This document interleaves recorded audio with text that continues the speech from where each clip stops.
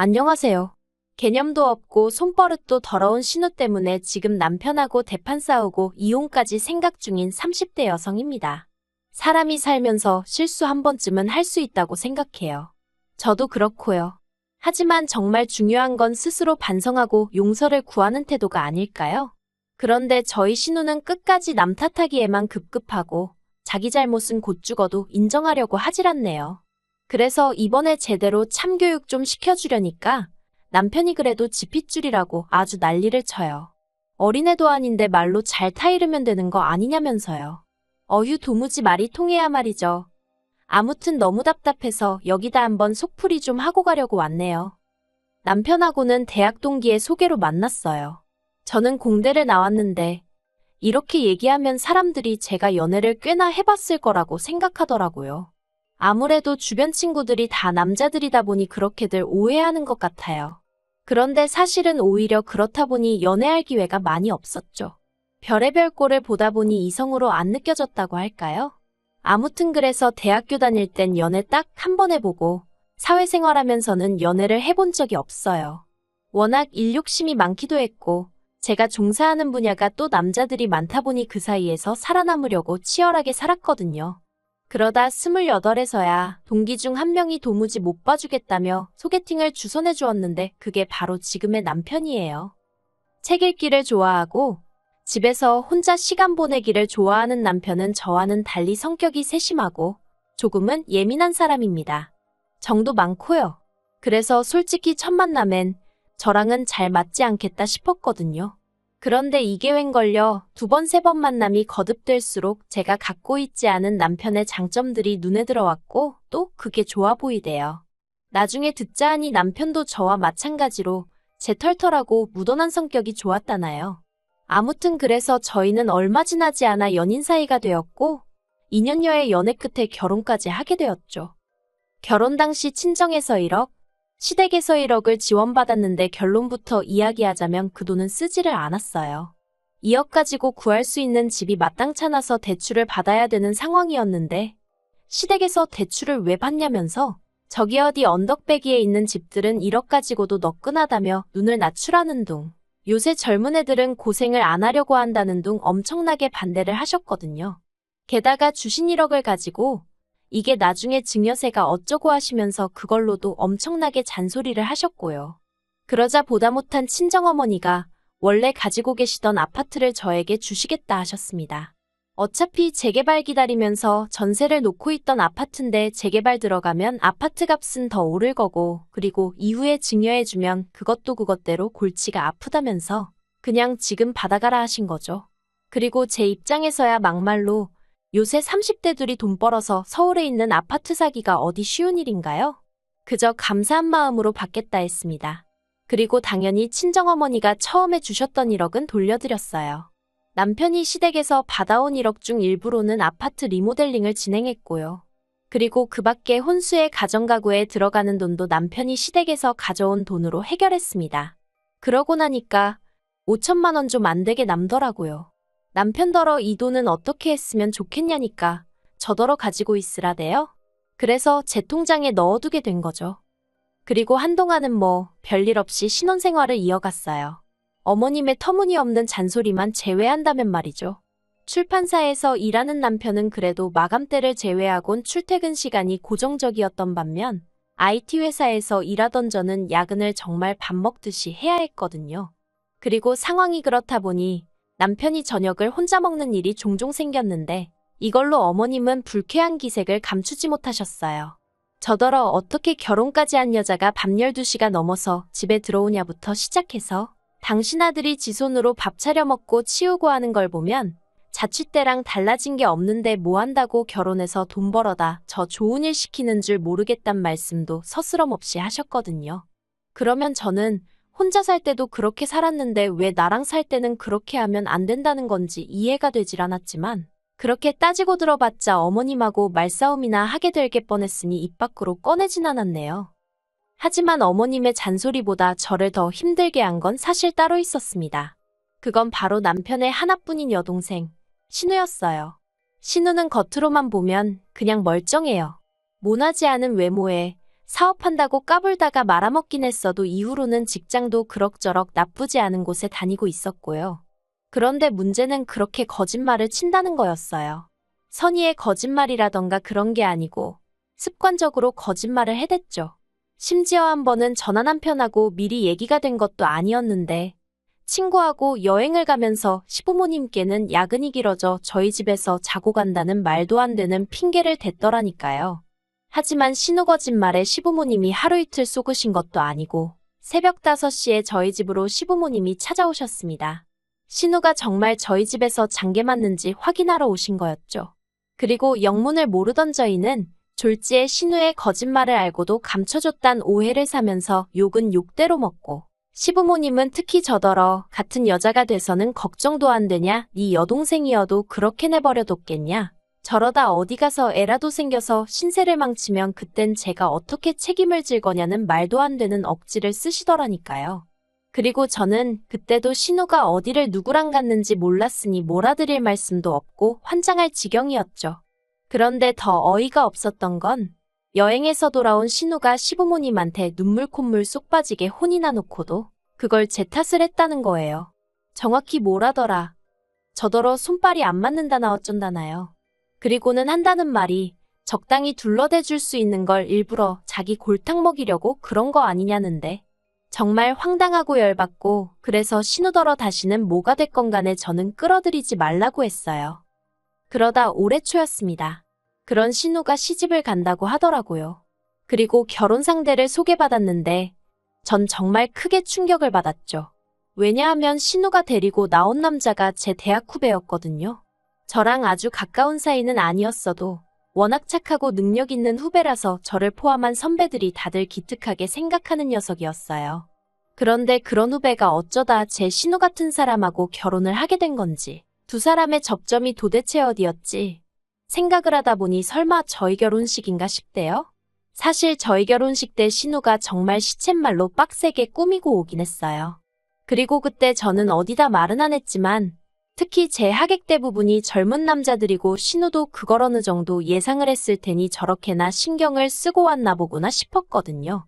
그런데 아니나 다를까 그때 결혼식에서 신우가 제 후배한테 먼저 반했고 이후로 제 블로그를 통해서 후배 연락처를 알아냈다고요. 그리고는 또다시 저를 팔아서 연락을 하고 그리고 이런 과정을 제가 전혀 알지 못했던 이유는 그 블로그는 제가 한참을 사용하지 않고 있기도 했고 신우가 제 후배더러 제가 워낙에 엄해서 자기가 연애하는 걸 알면 크게 나무랄 거라고 그러니 비밀로 하자고 했다나 어쩐다나요.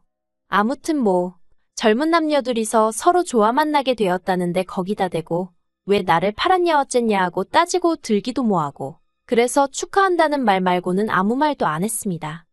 그런데 그 일이 있고 나서 며칠 뒤 이제 신우 결혼에 대해서 상의도 하고 그러자며 어머님이 가족 모임을 주선하셨고 그렇게 온 가족이 모이게 되었어요. 그리고 잠깐 어머님이 자리를 비우신 사이에 신우가 저희 남편더러 오빠는 결혼할 때 얼마나 받았어? 하고 묻더라고요. 그러자 남편이 1억인가 하는데 저는 순간 아차 싶었습니다. 신우의 눈빛이 확 변하는 게 보였거든요. 그리고는 곧이어 어머님이 돌아오셨는데 신우가 어머님더러 왜 오빠는 1억이고 나는 3천이야 하는 거예요. 그러자 어머님이 남편과 저를 번갈아가며 쏘아보셨고 저희야 뭐 할 말이 없으니 가만히 있었죠. 솔직히 저희가 잘못한 것도 아니었는데 말이에요. 아무튼 어머님께서는 이내 신우를 보시더니 원래 너도 1억 해주려고 했는데 네가 사업이니 뭐니 하면서 가져다 쓴 돈이 얼마냐면서 그래서 3천밖에 못 해주는 거라고 내가 너 사업자금 대줄 때 한번 얘기하지 않았냐 하시더라고요. 하지만 신우는 그건 그거고 이건 이거라면서 자기도 1억을 해달라고 떼를 쓰고 난리도 아니었어요. 그래서 결국 제대로 된 상의도 못하고 파토가 나고 말았죠. 그런데 며칠 뒤 신우가 연락도 없이 저희 집에 찾아왔습니다. 그때가 밤 9시를 좀 넘은 시간이었는데 눈물 콧물 범벅이 돼서 왔더라고요. 제가 무슨 일이냐고 하니까 신우가 엉엉 울더니 자기 이제 어떻게 하냐면서 차였답니다. 제 후배가 신우더러 헤어지자고 했대요. 그래서 이유가 뭐냐니까 신우가 또 훌쩍훌쩍 울면서 하는 말이 자기가 결혼자금 문제로 너무너무 속상해서 친구들이랑 술을 좀 마셨는데 그걸 후배가 알고서는 헤어지자고 했다는 거예요. 솔직히 납득이 안 됐습니다. 후배도 사회생활을 하는데 설마 술 좀 마셨다고 헤어지자고 했겠나 싶어서요. 그래서 정말 그 이유 때문에 차였냐니까 신우가 멈칫하더니 자기가 솔직히 말할 테니 저더러 도와줘야 한다대요. 그래서 일단 말해보라니까 사실은 후배랑 약속을 했었답니다. 다른 건 다 좋은데 늦게까지 술 먹는 거랑 거짓말하는 것만 하지 않기로요. 사실 저희 신우가 술도 워낙에 좋아해서 마셨다 하면 새벽 3시, 4시까지 마시는 일이 다반사다 보니 아무래도 결혼 상대 입장에선 걱정이 될 수밖에 없었겠죠. 게다가 거짓말 문제야 뭐. 이 세상에 거짓말하는 사람을 좋아하는 사람이 누가 있겠어요? 아무튼 신우도 알겠다고 했고 그리고 신우 말로는 여지껏 잘 지켜왔었는데 결혼 자금 문제로 너무 속상해서 술을 안 먹고는 못 배기겠더래요. 그런데 불러낼 사람이 마땅치 않아서 전 남자친구랑 만나서 마셨는데 그걸 차마 후배한테 말할 수가 없어서 아는 언니 집에서 영화 보고 그런다며 거짓말을 했고 그런데 뭐 한마디로 걸린 거죠. 그리고 후배 입장에선 그렇게 치밀하게 거짓말을 하고 전 남자친구랑 새벽까지 술을 마셨다는 걸 용서할 수 없다고 하더랍니다. 그리고 솔직히 듣는 내내 차일만 했다는 생각밖에 안 들던걸요. 아무튼 뭐 제가 도와줄 만한 상황이 아닌 건 확실했어요. 그래서 신우더러 미안하지만 내가 어떻게 해줄 일이 아닌 것 같다 했습니다. 두 사람의 신뢰 문제인데 그걸 내가 어떻게 해결해 주겠냐고. 그랬더니 신우가 한숨을 푹 내쉬더니 언니가 그럴 줄은 몰랐다면서 실망이네 어쩌네 하더니 그럼 하룻밤 재워주기나 하라나요. 그래서 알겠다 하고 자고 가라고 했어요. 그리고 그 일이 있고 한 달쯤 지났을 때였습니다. 그 사이 신우는 결국 파혼을 당했고 신우의 파혼을 방관했다는 이유로 저는 시부모님한테 말 그대로 역적이 되어 있는 상황이었죠. 그래서 스트레스가 정말 이만저만이 아니었네요. 그런데 그러던 어느 날 하루는 은행에 볼 일이 있어 갔는데 제 통장 잔고가 안 맞더라고요. 어이가 없었죠. 남편이 결혼할 때 가지고 온 돈 중 쓰고 남은 돈을 넣어놓은 이후로 손도 안 대던 통장이었으니까요. 이게 무슨 일인가 놀라서 통장 정리를 해보니 지난 한 달 동안 편의점부터 시작해서 명품관까지 체크카드로 자그만치 630만 원이 결제되어 있었습니다. 그래서 은행 직원한테 이게 다 뭔지 모르겠다. 나는 결제가 되었다는 문자를 받은 적도 없다 하니까 연락처 하나를 확인해 주는데 앞불싸 제가 예전에 쓰던 번호더라고요. 그래서 전혀 모르고 있었던 거죠. 경찰에 신고를 해야 하나? 어떻게 해야 하나 신고를 하면 잡을 수는 있는 건가? 전혀 눈치채지 못하고 있던 제 자신을 탓하기 시작하면서 남편에겐 어떻게 말을 해야 할지 여러 가지로 속상하고 갑갑하고 스스로 안심하고 정말 죽을 맛이었어요. 그리고는 집으로 돌아오니 남편이 제 얼굴을 보고는 무슨 일이라도 있냐고 묻길래 잠깐 고민하다 결국 솔직히 털어놓았습니다. 가지고 다닌 적도 없는 카드인데 이렇게 빠져나가고 있는 줄 몰랐다고. 속상하다고요. 그러자 남편도 황당해하면서 저더러 안 들고 다닌 거 확실하냐고 묻대요. 그리고는 한번 어디서 썼는지 보자고 하는데 그렇게 둘이 한참을 들여다보다 보니까 계속해서 낯익은 지역이 눈에 띄더라고요. 제가 남편더러 여기 왜 이렇게 익숙하지 하니까 남편도 그렇다고. 그러다 불현듯 떠오른 게 바로 신우 직장이 있는 동네였어요. 그리고 그제서야 설마 싶은 생각이 들고 시기상으로 신우가 저희 집에서 자고 간 무렵부터 카드가 쓰였거든요. 그래서 저는 혹시 설마 싶은 마음으로 신우에게 카드가 분실되어 경찰에 신고할 거라는 이야기를 흘렸습니다. 신우 반응을 한번 보려는 생각이었죠. 그리고 혹시나가 역시나라고 신우가 제 예상보다 더 화들짝 놀라더라고요. 그러더니 한다는 말이 카드 분실 신고했으면 됐지 경찰에까지 신고할 필요가 뭐가 있냐는 거예요. 제가 실수로 잃어버렸을 수도 있는데 경찰들 귀찮게 하지 말라면서요. 그리고 그런 신우의 반응에 저는 묘하게 확신이 생겨서 아니라고 이건 분명히 누가 훔쳐간 거라고 어떻게든 찾아내서 그 얼굴을 한번 봐야겠다 했습니다. 그러자 신우가 안절부절 못하더니 결국 한다는 말이 그거 내가 썼어요 그러는 거예요. 어이가 없었죠. 그래서 제가 신우더러 뒷얘기는 시부모님 계신 자리에서 하자 했습니다. 그러니까 신우가 안 된다고 아버님이 아시면 자기 죽는다고 진짜 안 된다고 또 울고불고 난리대요. 하지만 거짓말하는 것도 부족해 도둑질까지 하다니. 이참에 이놈의 버르장머리를 확실히 뜯어 고쳐줘야겠단 생각뿐이었거든요. 그래서 사정해도 소용없다. 주말에 시댁에서 보자 했죠. 그리고 주말 아침 시댁에 갈차비를 하는데 남편이 꼭 이렇게까지 해야겠냐면서 신우도 뭔가 사정이 있으니 그러지 않았겠냐고 저더러 너무 사람을 궁지로 모는 거 아니냐입니다. 편들게 따로 있지.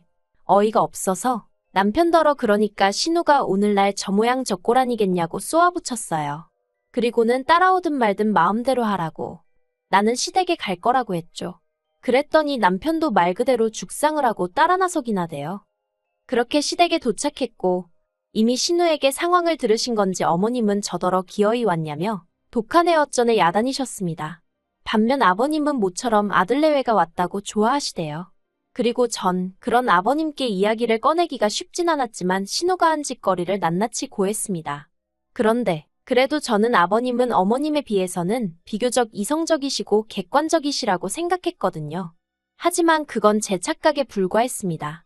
아버님께서는 결혼지참 금액이만 잘 둘러댔어도 신우가 그렇게 술을 마셨을 리가 없으니 어떻게 보면 신우가 파혼을 하게 된 것도 제 탓이나 마찬가지라며 신우 입장에서 얼마나 억울하고 속상했으면 그런 짓을 했겠냐고 저더러 이번 한 번은 그냥 넘어가라시대요. 그리고 그 돈 630은 신우가 입은 피해에 비하면 턱없이 적은 돈이니까 아까워하지도 말라면서요. 어이가 없었죠.